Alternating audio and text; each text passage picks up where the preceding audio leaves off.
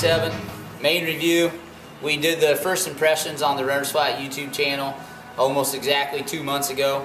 And what I told you then was, hey, we're going to check out all this new Power Grid material. First the specs, size 10, fits like a size 10. I'm pretty much a size 10 across the board nowadays, and this fits just as well as any other Saucony I've been in previous. The Power Grid, like Paul told you in the first impressions, is a new rubber substance that essentially is lighter and supposed to be as durable or longer durability than previous versions of the rubber that they've been using.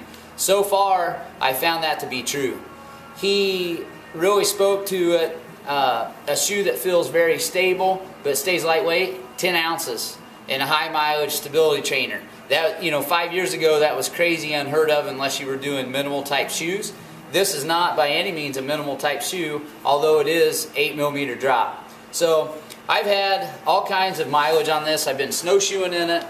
I've been running in snow in it, road, trail, a little bit of treadmill, and I'm in about 350 miles on this shoe right now for the main review, and I don't feel like it's worn out. Fits very well, locks down in the heel here, nice and wide in the toe box, and with that flared front end that we talked about previously, this feels very stable but also reacts very well in the front end. You don't feel like you fall off of the chassis to speak of, and what you feel then is nice forward movement, nice and springy, substantial, place to toe off of, if that makes sense.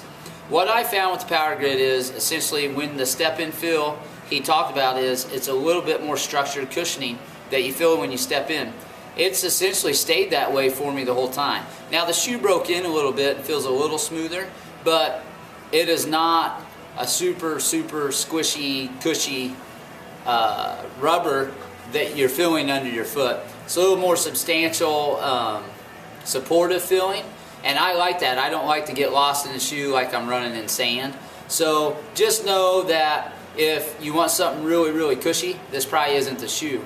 However, if you want something lightweight, very stable for overpronation, and something you can bang a ton of miles on and it's responsive, this is a great shoe.